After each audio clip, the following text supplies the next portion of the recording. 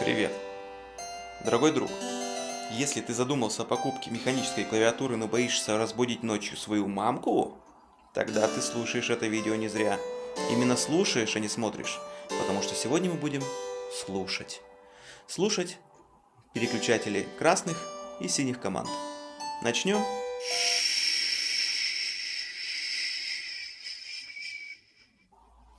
Красные.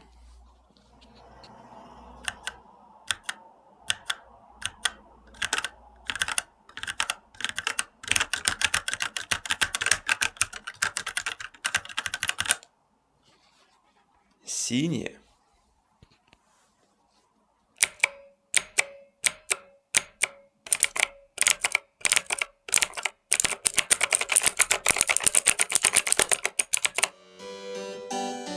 Думаю, все понятно.